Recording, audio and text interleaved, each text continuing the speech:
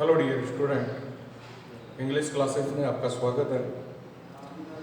Previous video में मैंने आप लोगों को बताया था कि इनविटेशन आपके सिलेबस में दो प्रकार के हैं, फॉर्मल रिप्लाई और इनफॉर्मल रिप्लाई। फॉर्मल रिप्लाई के बारे में चर्चा की थी प्रीवियस वीडियो में। इस वीडियो में भी हम वही देख रहे हैं, फॉर्मल रिप्लाई। और फॉर्मल रिप्लाई को दो पार्ट में डिवाइड किया गया था, एक्सेप्टिंग रिप्लाई और डिक्लाइनिंग रिप्लाई।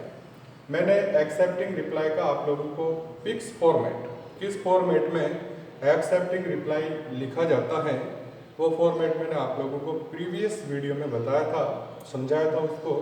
उसी को ही अकॉर्डिंग टू एग्जाम्पल सॉल्व करेंगे। एग्जाम्पल देखेंगे, समझेंगे इसको किस तरह से आप लोगों को फॉर्मल रिप्लाई का एक्सेप्टिंग रिप्लाई लिखना है। तो आप क्वेश्चन को देखिए, क्वेश्चन को ध्यान से समझना है। क्वेश्चन में ये देखना है, ये डिसाइड करना है कि आमंत्रित होने वाला व्यक्ति कौन है और आमंत्रित करने वाला व्यक्ति कौन है। यहाँ पर मैंने एग्जाम्पल दिया है और एग्जाम्पल को सोल्व भी करेंगे। ध्यान से समझे, वीडियो को पॉज करके आप आराम से इसको समझ सकते हैं, कोई डिफिकल्टी नहीं है। Mr. and Mrs. Dinesh Sharma are going to marry off their daughter. Mr. and Mrs. Dinesh Sharma उनकी बेटी का विवाह करने जा रहे हैं on 25 दिसंबर 2019, 25 दिसंबर 2019 को। Right a formal reply, right a formal reply, औपचारिक उत्तर देना है।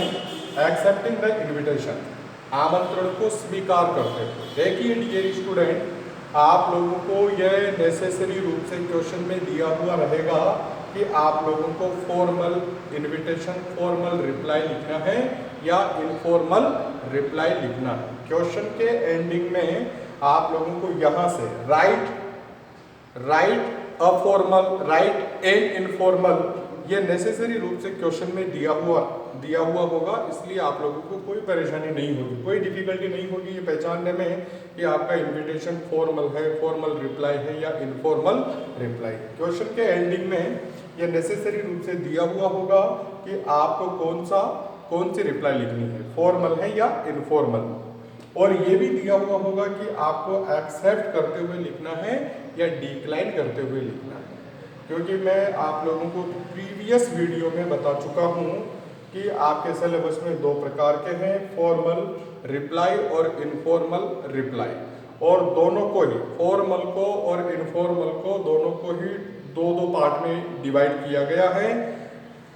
एक्सेप्टिंग और डिक्लाइनिंग दोनों में ही है, केवल फॉर्मल में ही नहीं है, दो पार्ट। दोनों में, फॉर्मल और इनफॉर्मल, दोनों ही प्रकार के इन्विटेशन में एक्सेप्ट और डिक्लाइन, स्वीकार करते हुए और अस्वीकार करते हुए रिप्लाई लिखना है। तो यहाँ पर जो क्वेश्चन है, क्वेश्चन में सबसे पहले जब क्वेश्चन को पढ़ा, समझा, तो क्वेश्चन को पढ़ने के बाद हम इस डिसीजन पर आए कि mister and Mrs Dinesh Sharma ये इन्विटेशन भेजने वाले हैं, आमंत्रित करने वाले व्यक्ति हैं। आमंत्रित होने वाले व्यक्ति का नाम यहाँ क्वेश्चन में नहीं है, इनविटेशन भेजने वाले व्यक्ति का नाम है। क्योंकि mister and Mrs Dinesh Sharma उनकी बेटी का विवाह करने जा रहे हैं, तो ये आमंत्रित करने वाले हैं, आमंत्रित होने वाले नहीं हैं, निमंत्रण भेजने वाले व्यक्ति हैं। निमंत्रण को प्राप्त करने वाले व्यक्ति का नाम क्वेश्चन में नहीं है। अकेजन का नाम इसमें दिया गया है। वेडिंग सेरेमनी के लिए आप लोगों को इनवाइट किया जा रहा है, इनविटेशन आप लोगों को भेजा जा रहा है वेडिंग सेरेमनी के लिए। जो फंक्शन है, जो कार्यक्रम है, उसकी दिनांक क्वेश्चन में दी गई है। दिनांक जो है, कार्यक्रम के जो दिनांक है, कौन सी दिनांक को कार्यक्रम है, वेडिंग सेरेमनी है, वो दिनांक क्वेश्चन में दी गई है 25 दिसंबर 2019। और आप लोगों को स्पष्ट रूप से बता दिया गया है कि आप लोगों को फॉर्मल रिप्लाई लिखनी है और एक्सेप्टिंग करते हुए लिखनी है। तो एक्सेप्ट करते हुए जो आप लोगों को रिप्लाई लिखना है, उसका फॉर्मेट में आप लोगों को प्रीवियस वीडियो में बता चुका हूं। उस वीडियो को बिल्कुल डीपली आप लोग देखें, आप लोग फिर वापस फॉर्मेट से ही पूरा एग्जाम्पल समझेंगे। मैंने आप लोगों के सामने फिर बोर्ड पर फॉर्मेट बनाया है।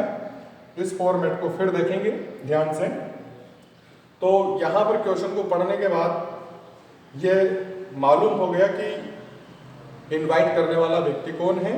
यहाँ पर इनविटेशन प्राप्त करने वाले व्यक्ति का नाम क्वेश्चन में नहीं दिया गया है। हाँ, अगर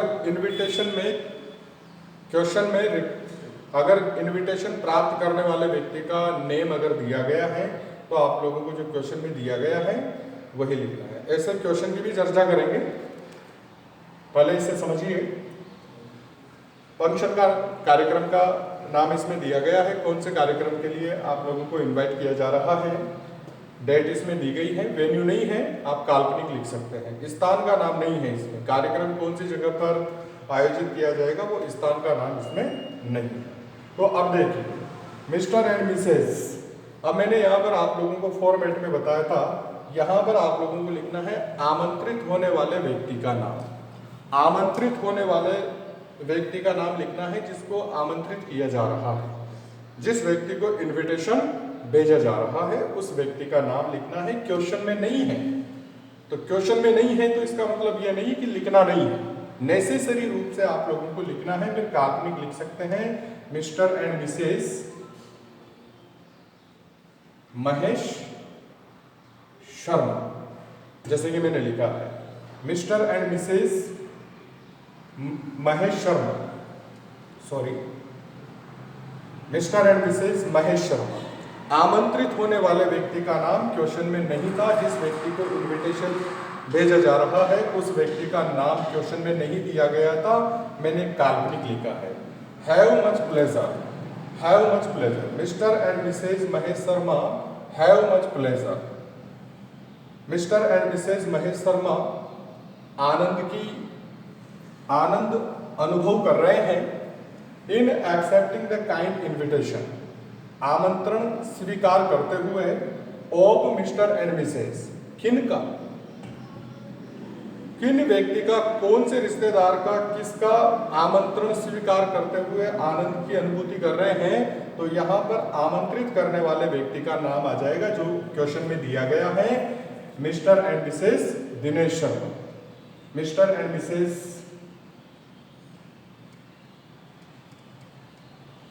Dinesh Sharma to the occasion of wedding ceremony,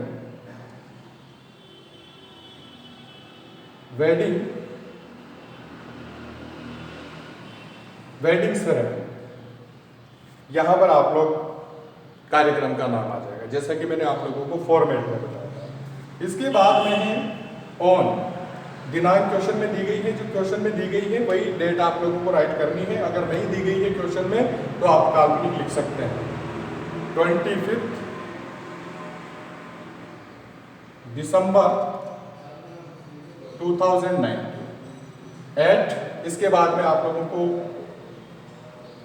यहाँ पर टाइम राइट करना है। टाइम क्वेश्चन में नहीं दिया गया है तो भी आप काल्पनिक राइट कर सकते हैं।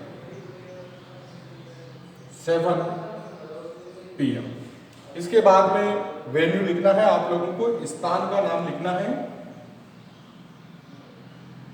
एट होटल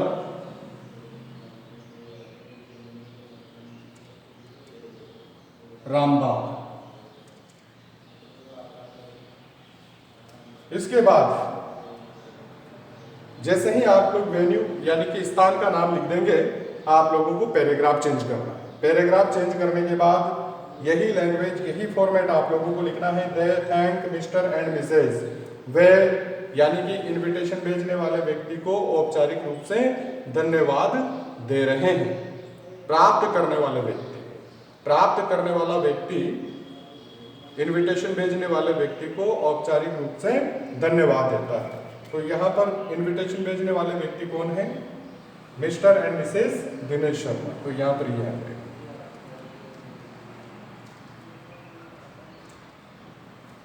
एक बार फिर मैं रिपीट कर देता हूँ पूरा जो क्वेश्चन है और क्वेश्चन का जो आंसर है, जो फॉर्मेट है, इस फॉर्मेट में कैसे लिखा है, अपने क्वेश्चन को कैसे सोल्व किया है।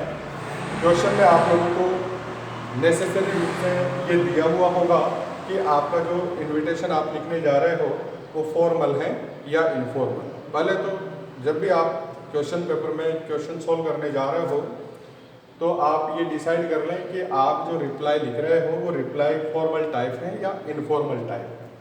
अगर फॉर्मल टाइप है तो वो एक्सेप्टिंग है या डिक्लाइनिंग, क्योंकि मैं आप लोगों को बता चुका हूँ अगर फॉर्मल है तो उसके भी दो भाग हैं, एक्सेप्टिंग और डिक्लाइनिंग। अगर इनफॉर्मल रिप्लाई है तो उसके भी दो भाग हैं, एक्सेप्टिंग और डिक्लाइनिंग। तो यहाँ पर आपके जो क्वेश्चन में दिया गया है फॉर्मल रिप्लाई आप लोगों को लिखनी है और फॉर्मल रिप्लाई में इनविटेशन को एक्सेप्टिंग करते हुए रिप्लाई लिखनी है, आमंत्रण को स्वीकार करते हुए लिखना है, उसका ये फॉर्मेट है, इसके अलावा कुछ भी नहीं है।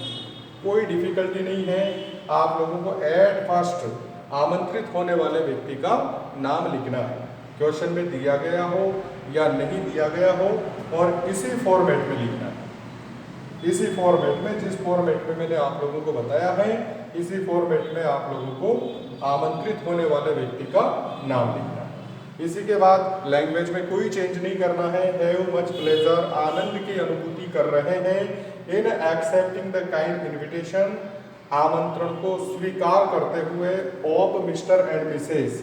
अब यहाँ पर आमंत्रित करने वाले व्यक्ति का नाम आ जाएगा, जिस व्यक्ति के द्वारा, जिस कपल के द्वारा आप लोगों को आमंत्रित किया गया है उस व्यक्ति का नाम यहाँ पर आ जाएगा जो कि क्वेश्चन में दिया गया है, mister and Mrs Dinesh Sharma. ये आपको इनविटेशन भेजने वाले हैं तो आप यहाँ पर ये नाम यहाँ पर राइट कर देंगे, mister and Mrs Dinesh Sharma, to the occasion of. अब यहाँ पर कार्यक्रम कौन से अकेजन के लिए आप लोगों को इनवाइट किया गया है वो अकेजन यहाँ पर आ जाएगा, on to the occasion of, यहाँ पर जिसमें क्वेश्चन में दिया गया था dear daughter, marry of dear daughter, उनकी बेटी के, वो उनकी बेटी का विवाह करने जा रहे हैं, तो यहाँ पर वेडिंग सेरेमनी, वैवाहिक समारोह, वेडिंग सेरेमनी।